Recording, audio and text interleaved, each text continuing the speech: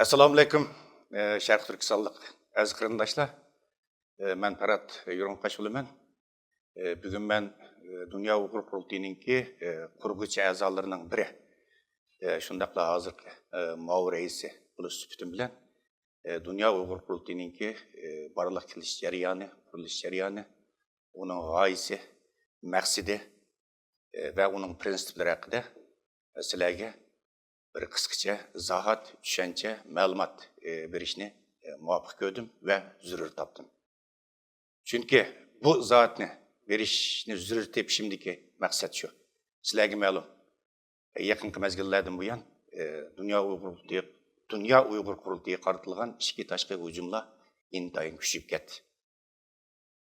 Sizlarga ma'lum, Dunyo Uyg'ur qurultayi qurilgandan tortib hozirgacha mustabid Xitoy hukumati Dunyo Uyg'ur qurultayini milliy bo'lginchilarning chet eldagi eng cho'ng lageri deb ataydi.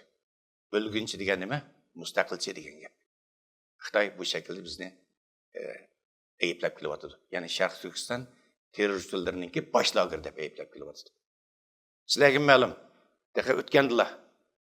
Bir qancha hafta burun Nyu-Yorkda chaqirilgan yerlik millatlar yig'inida Birlashgan Davlatlar Tashkilotininki. Bu yerda Dunyo Uyg'ur qurultayininki raisi Dolqin Aysa efendimninki bu yig'inga qatnashishini to'sash uchun Xitoyninki BDTdagi vakili nihoyatda qattiq qurultayimizning raisi qarta qattiq bu yerda tuhmatlash harakati qildi. Bu tuhmatninki asosiy mazmuni nima? Dunyo Uyg'ur qurultayi bu terroristik bir tashkilot. Buning raisi Dolqin Aysamu 2000-yillarning boshlarida davlatimiz tomonidan terrorist deb e'lon qilingan bir shaxs. Dunyo Uyg'ur qurultayining maqsadi bu vatanimiz Şinjan'ı vatanimizin qo'ynidan bo'lib chiqib ketish.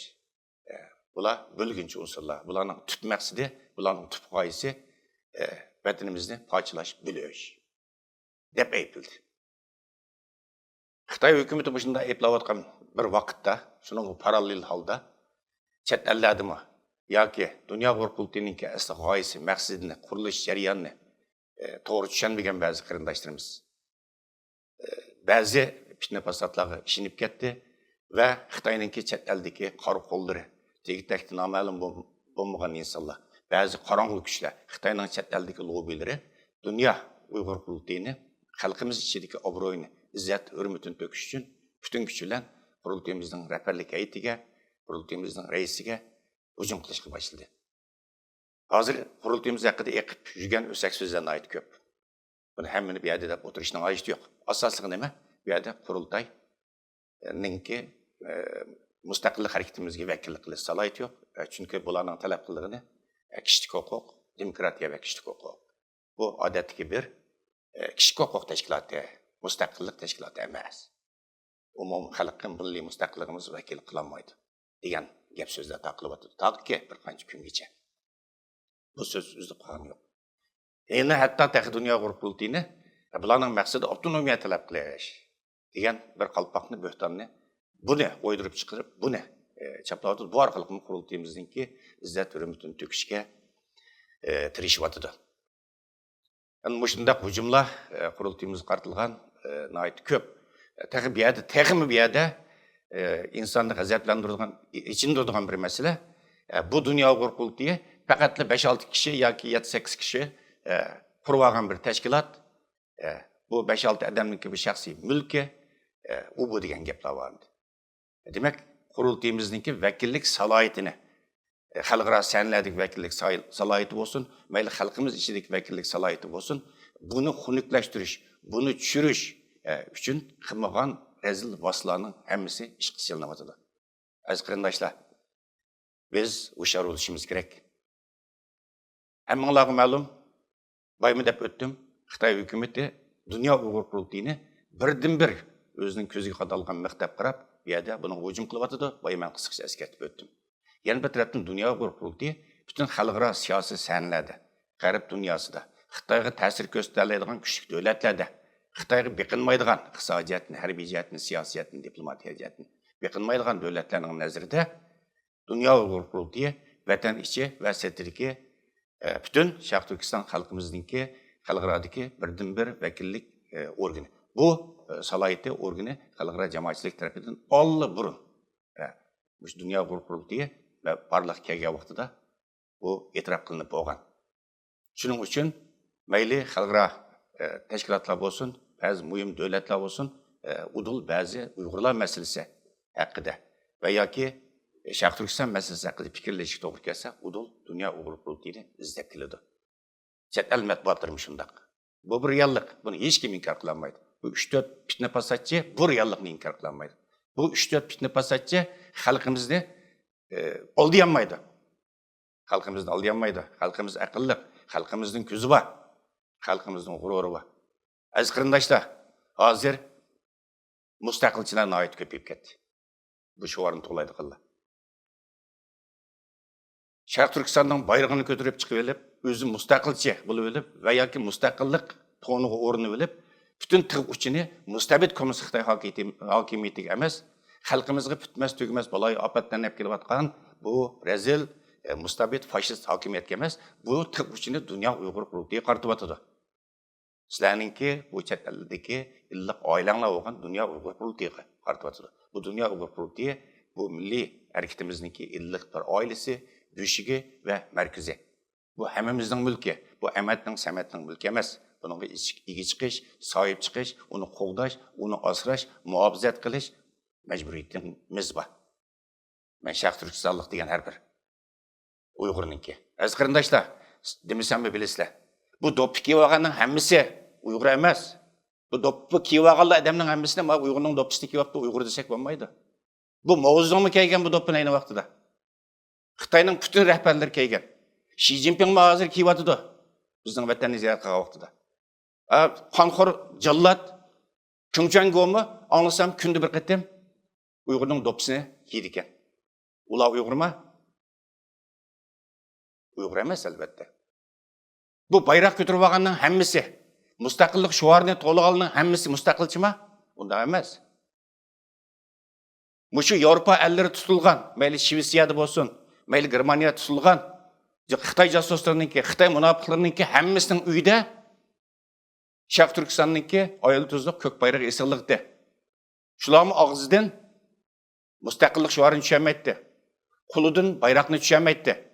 4 temaga uy kirsanglar, 4 temaga Sharq Turkistonning bayrog'i esillikdi. Ular mustaqilchimi? Ba'zi turmda yetyapti, ba'zi sirtda jazosini chekyapti. Buni demasam bilasizlar. Aziz qarindoshlar, shunga bu yerda so'qqan bo'lishimiz kerak. Nurg'un sinoqlardan o'tgan, xalqimizning ishonchiga erishgan shaxslarimizning siyosiy faoliyatchilarimizninki gapiga quloq solishimiz kerak va bo'ron chapqinlardan o'tgan, butun xalqaro jamoatchilik e'tirof qilgan va Xitoy birdan bir dushmanim deb qarab kelgan Dunyo Uyg'ur qurultayiga ishonishinglar kerak. Xo'sh, aziz qarindoshlar, bo'libmi keyingi yillardan buyon vatanimizdan chiqqan yoshlarimiz bu Dunyo Uyg'ur qurultayining barliq kelish jarayonidan xabari yo'q. U ba'zilarning deganidek 7-8 adam qurib olgan bir tashkilot emas. Bir tomning to'shigidan chiqib qolgan bir tashkilot emas. Dunyo Uyg'ur qurultayining nihoyat chunqur yildizi asosi bor. Biz Dunyo Uyg'ur qurultayi qurilgandan tortib hozirgacha shu shuvarni to'lab keldik. Nima shu var? Dunyo Uyg'ur qurultayi 1933-yili va 44-yillarda qurilgan ikki Cumhuriyet inqilobimizningki, ikki Cumhuriyet inqilobi kurashimizningki davomi deb. Biz shularning varislari. Dunyo Uyg'ur qurultayininki logosi mana kaynib turibdi. Ko'rdinglar? Bizningki 33-yilda qurilgan Cumhuriyetimizningki bayrog'i bilan shu davlat gripi bizningki logoyimiz. Shu vaqtda Cumhuriyetda aytilgan jaranliq milliy marshimiz bizningki hozirgi Dunyo Uyg'ur qurultayininki milliy marshi.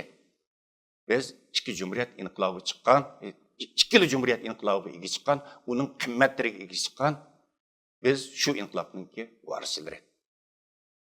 Albatta, aziz qarindoshlar, bu Dunyo Uyg'ur qurultayi degan bu nom, bu ism bilan qurilgan bu tashkilot albatta 2004-yili Germaniyaning Myunxen shahrida qurildi.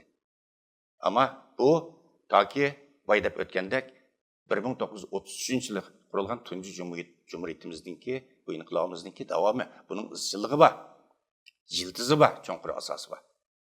Sizlar bilasizlar, tunji Cumhuriyetimiz mag'lub bo'lgandan keyin dastlab qadamlarda Cumhuriyetimizning asosli qo'lliq inqilobchilaridan Mamtumin Bug'ra, Mahmud Mo'ydila bu 30-yillarning oxirlarida chet elga hijrat qilib chiqdi.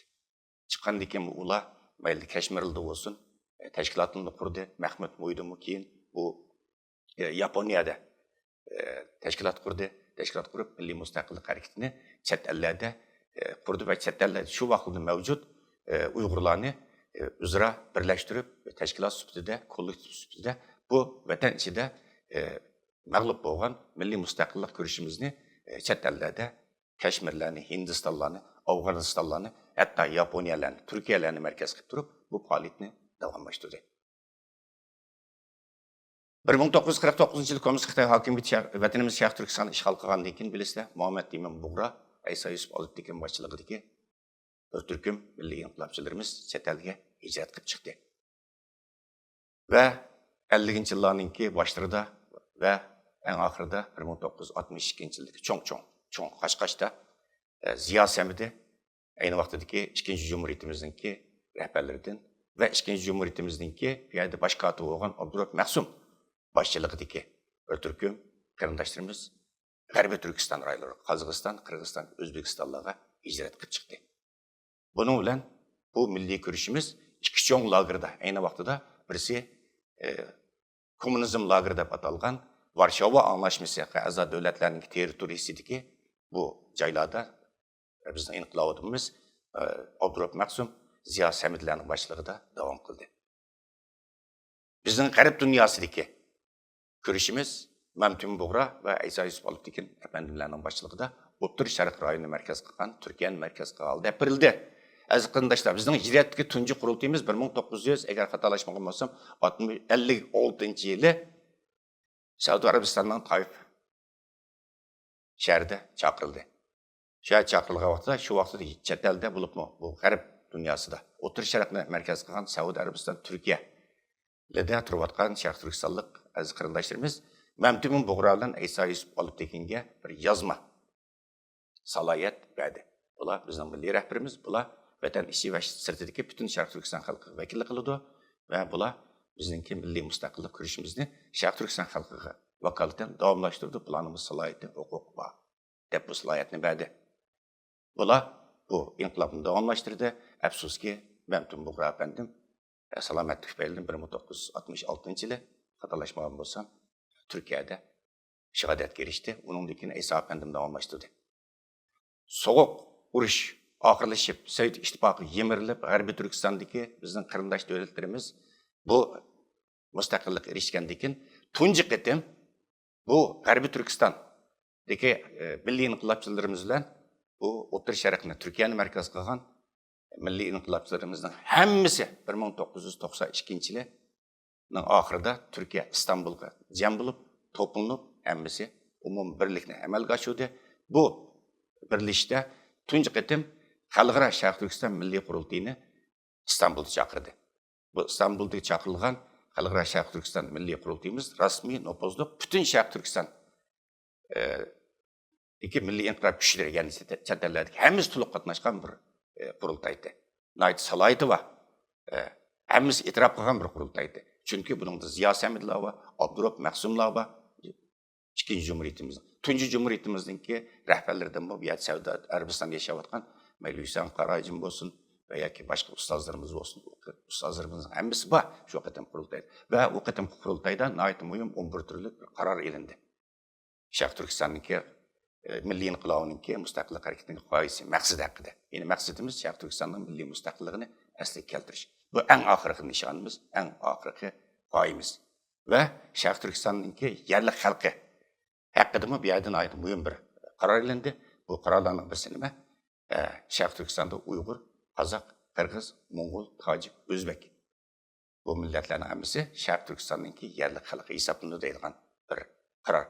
Yana shundaqla shu vaqtdagi e'lon qarorlarning birisida bizning dushmanimiz 1 milliard 300 million Xitoy xalqi emas, bizning dushmanimiz Xitoy xalqi emas, bizning dushmanimiz faqatla xalqimizga bitmas, tugmas balay ofatlanib kelgan va vatanimizni ishg'ol qilgan mustabid Kommunist Xitoy hokimiyati bizning dushmanimiz degan moddani qarorni olgan.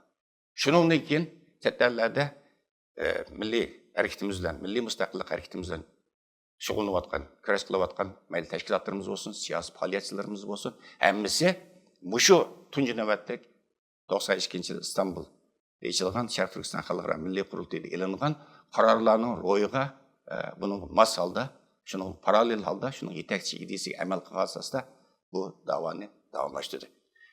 Aziz qarindoshlar, 1993 yil va yoki 1994 yillarda bu yerda Şərq Türkiyada, O'rta Sharqda Turkiyani markaz qilgan bir yoshlar uyg'onish, milliy yoshlar uyg'onish harakati o'tirib chiqdi.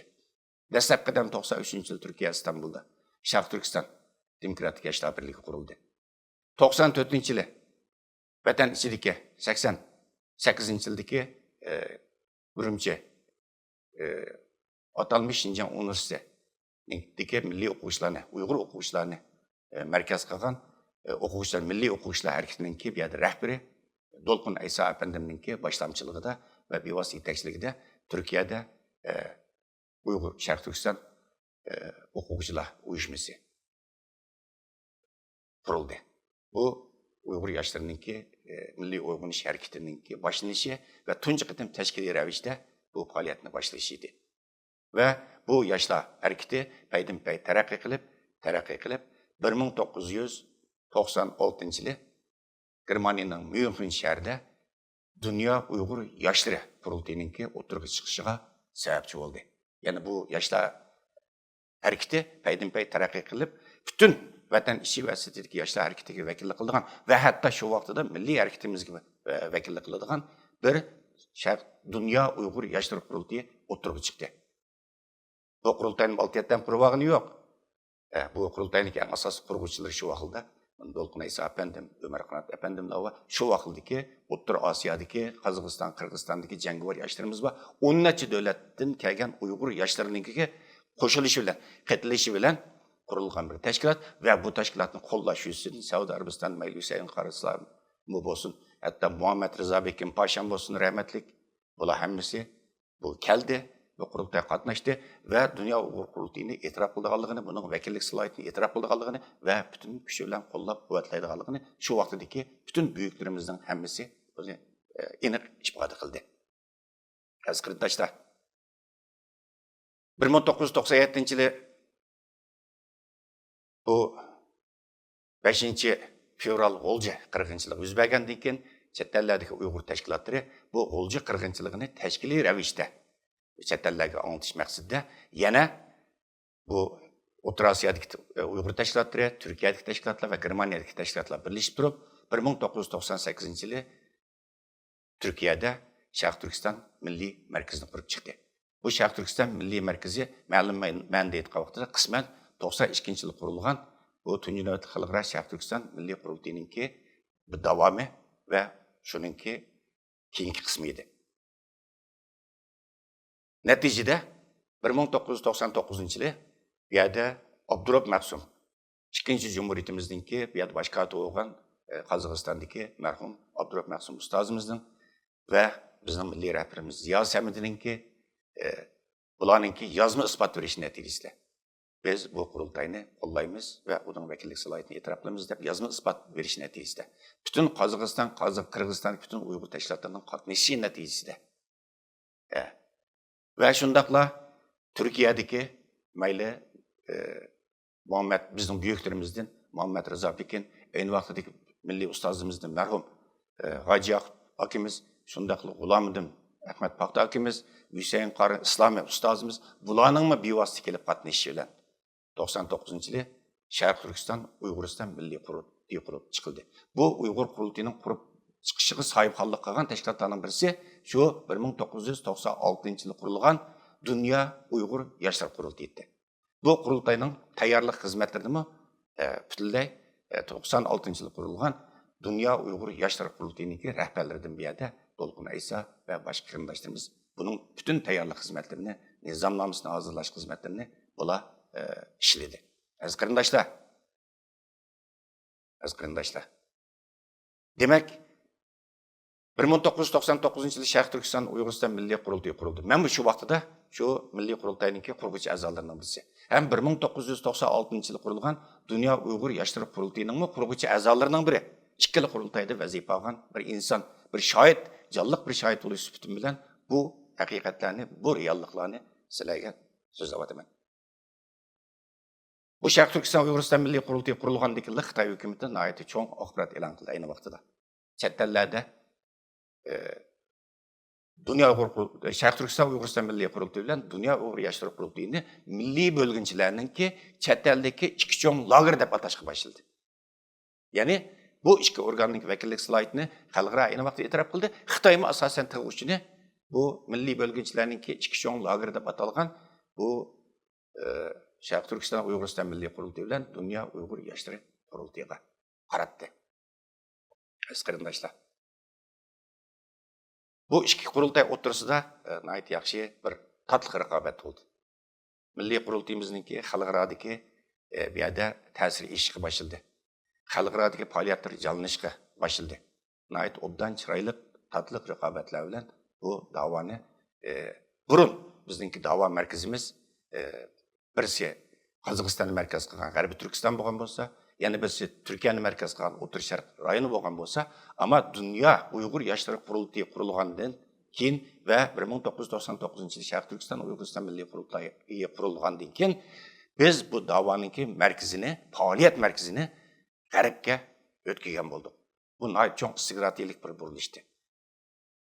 Chunki bu yerda Xitoyga ta'sir ko'rsatadigan, dunyoni so'rayotgan, dunyoning asos iqlimiga aylangan Amerika boshchiligidagi G'arb davlatlarida bu bizningki haqliq davoimizni olib berish va uni xalqaralashtirish, uni e'tirof qildirish nihoyat muhimdi. Nihoyat muhimdi.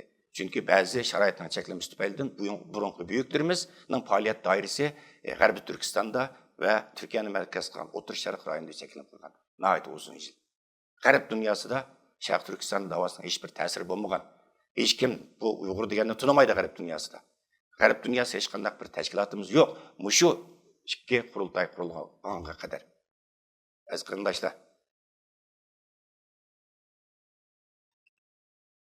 Bu ikki qurultay xalqimizning umumiy birlik ittifoqlik bo'lgan ehtiyojini ko'z tutib, xalqimizningki jiddiy istaklarini, talablarini ko'z tutib, da'voning ehtiyojini ko'z tutib turib, da'voyimizning kelgusi istiqbolini ko'z tutib turib, bu yerda o'zaro birlashish qarorini oldi. Va 2004-yili ikki qurultay birlashib, ya'ni mustabid Xitoy hokimiyati milliy bo'lgunchilarning chet ellardagi eng cho'ng ikki cho'ng lager deb atagan bu ikki lager birlashib, hozirgi Dunyo Uyg'ur Qurultayini barliq keltirdi. Aziz qarindoshlar, bu yerda ko'p hollarda ba'zilar vosita bilan maqsadni aralashtirib yetib qoldi. Vosita bilan g'oyani aralashtirib yetib qoldi. Oshni bilsimi, tushansimi, buni bilmasligini bilib oldi.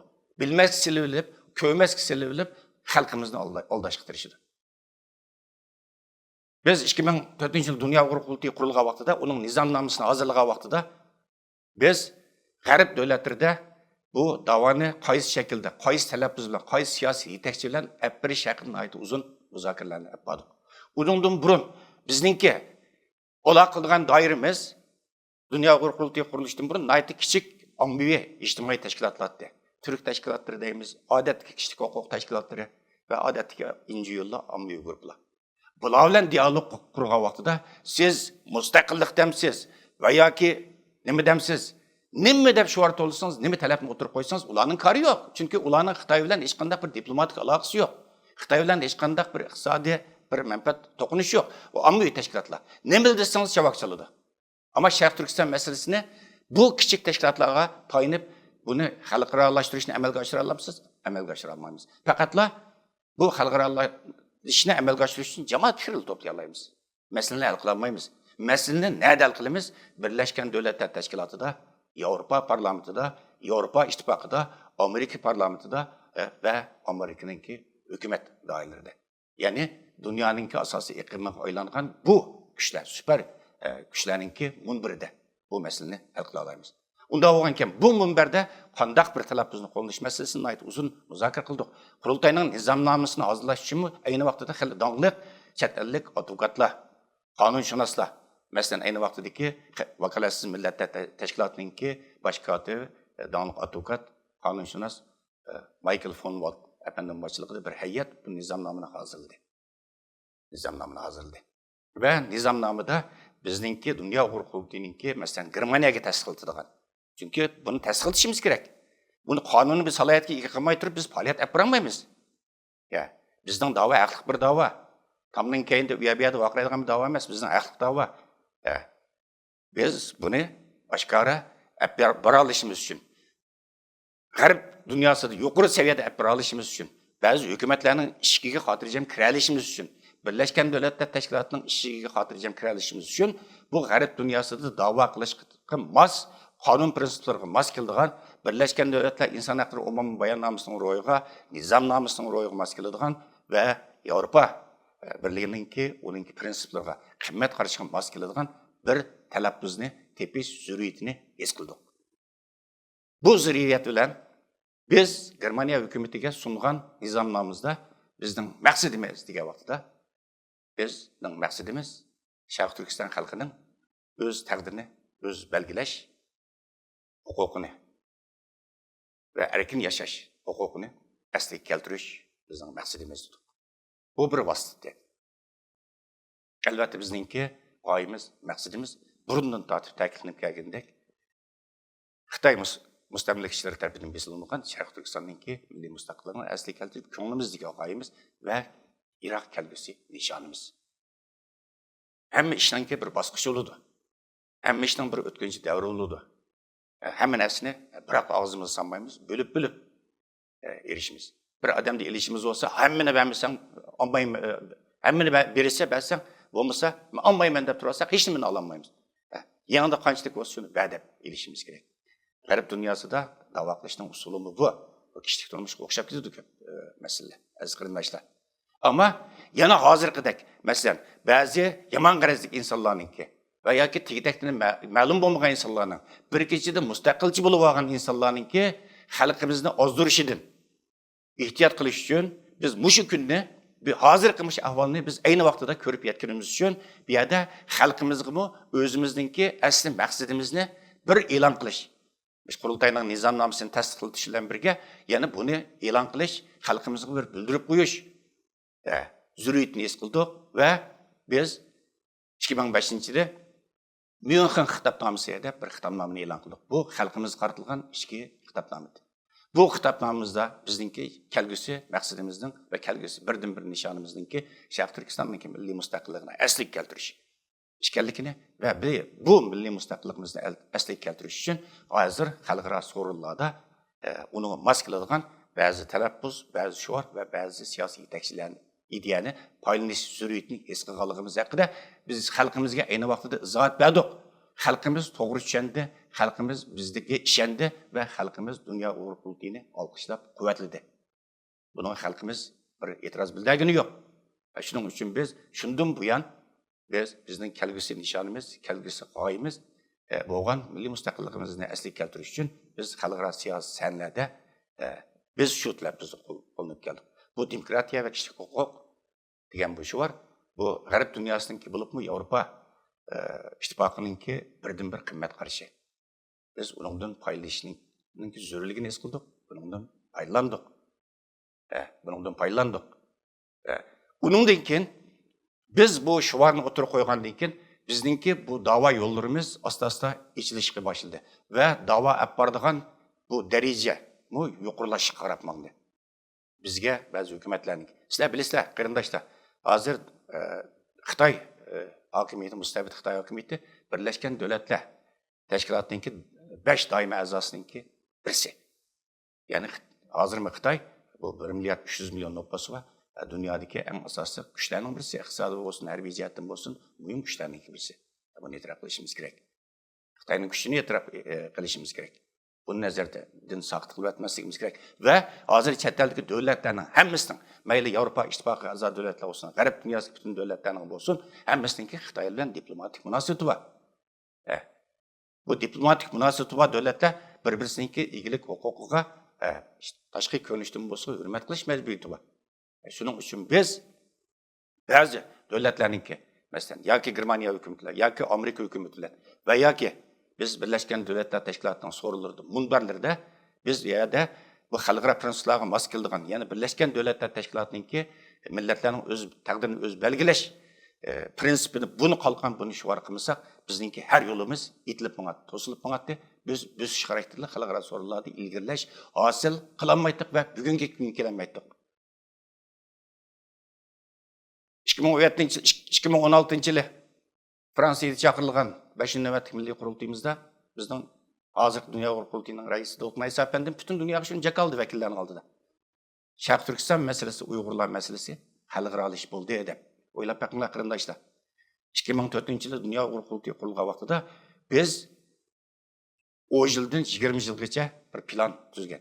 Muşu bir mezgilde bu Uygurlar meselesini halkaralaştırışını bir amalga oshirishni asosini nishon qilgan. Ve bunun için geç gündüz tirishchilik ko'rsatdik.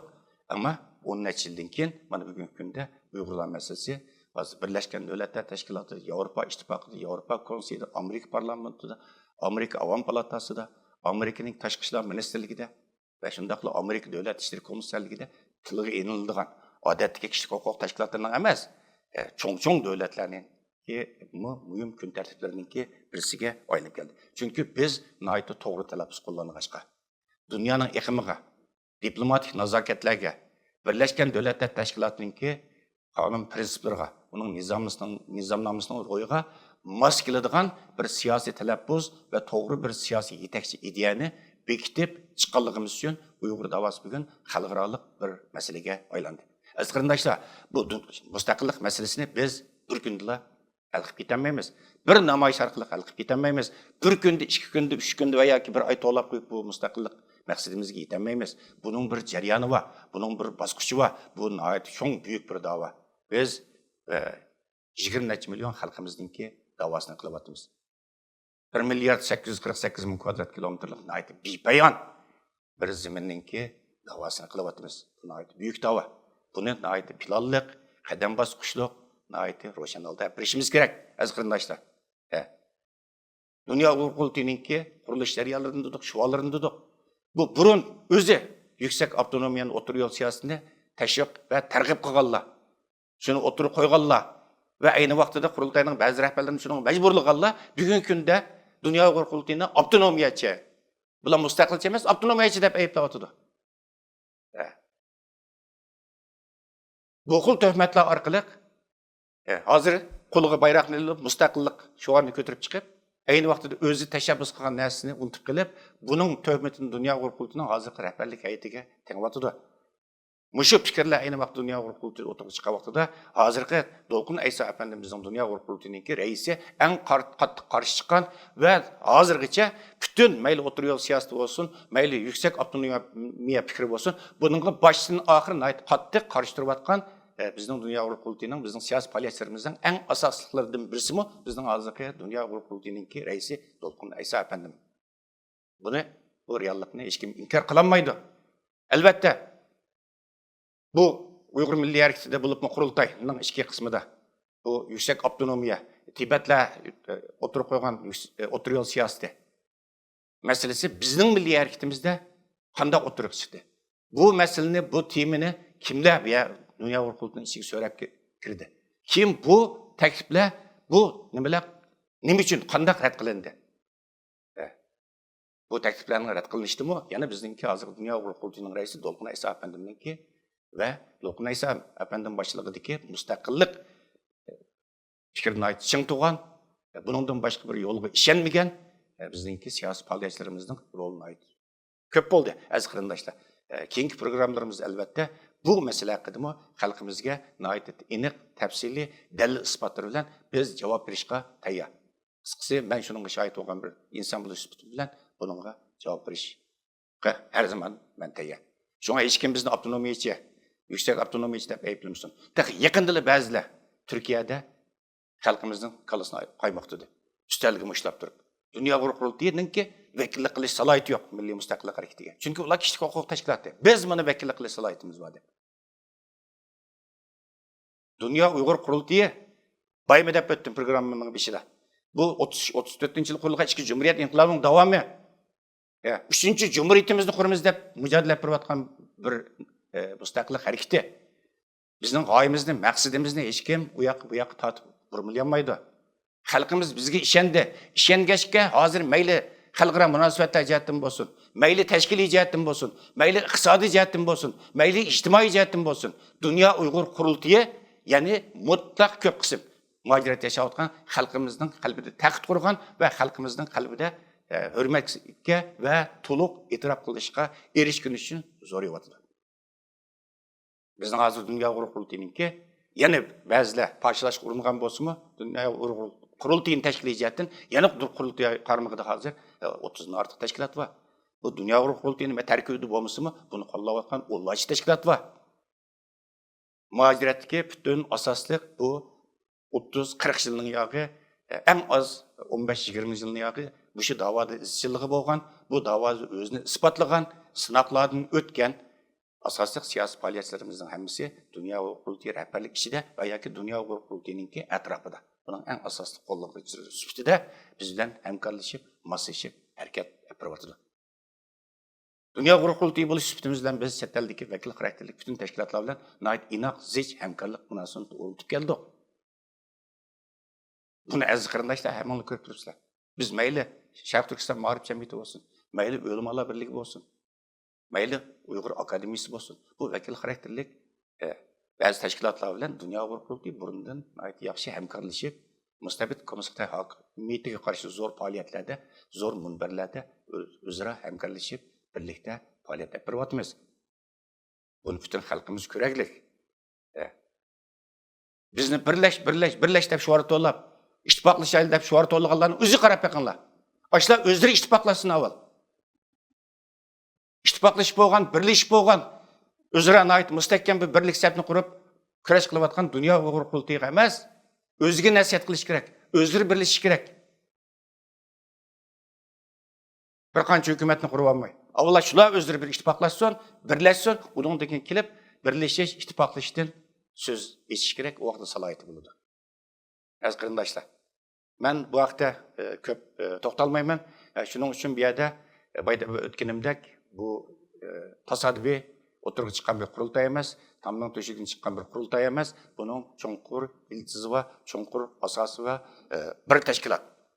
Biz buningdan keyin albatta men deb o'tdim, milliy mustaqilligimizni qo'lga keltirish uchun bu yerda birinchi bosqich buni Uyg'ur davosini, bizning bu mustaqillik harakatimizni xalqaro jamoatchilikka e'tirof qildirishimiz kerak. Bu birinchi bosqichni cho'qim o'tishimiz kerak. Bizga o'xshash asrat ostida yashagan uzun yil mustaqillikka erishgan davlatlarning hammasining tarixi qaraydigan bo'lsangiz, ular oldi bilan mush jarayonni biz o'tgan. Ava xalqaro jamoatchilikka e'tirof qildirishimiz kerak. Ava vatan bizning. Biz shu da'voning vatanninki egilleri, haqiqiy egilleri. Biz Uyg'ur xalqi, vatan ichi vazirlik Uyg'ur xalqi kommunist Xitoy hokimiyatiningki mustamlikasi ostida yashashni xohlamaymiz. Biz o'z taqdirimizni o'zimiz belgilab, mustaqil hur yashashni biz xohlaymiz deb bu orzu istaklarimizni, bu tarixiy jarayonni, reallikni xalqaro jamoatchilikka e'tirof qildirishimiz kerak. Uningdan keyin biz bu xalqaro Uyg'ur davosining xalqarolashishning izchilligini saqlash uchun har kunidagidek biz bu yerda mushu xalqaro sanlarda Uyg'urlar masalasini har zaman ta'kidlab turishimiz kerakki, buning izchilligiga, bu xalqarodagi buning da'voning nopasining izchilligiga kafolat qilishimiz kerak. Yana bir jihatdan bu xalqaroliq prosesning pishib yetilishini kutishimiz kerak aziz qarindoshlar. Proses kutish deganlik albatta uxlab ketish deganlik emas. Bu yerda har zaman muajirat yashayotgan qarindoshlarimizning milliy tuyg'ularini oshirish, ularningki millatchilik tuyg'ularini kuchlantirish, ularning vatan tuyg'usini kuchlantirish, mustaqillik bo'lgan orzu istaklarni tuyg'ularini kuchlantirish. Tashkiliy jihatdan va boshqa jihatdan hozirlik turish, tashkillanish Xitoyga qarshi muajirat qarindoshlarimiz va sharoit pishib yetilgan vaqtida biz o'zimizningki ikkinchi bosqichlik maqsadimiz bo'lgan va oxirgi maqsadimiz bo'lgan milliy mustaqillik nishonimizga yetish. Aziz qarindoshlar, men bugun Dunyo qurultayining qurilish jarayoni maqsadi g'oyasi haqida qo'shimchalik izoh berib turay.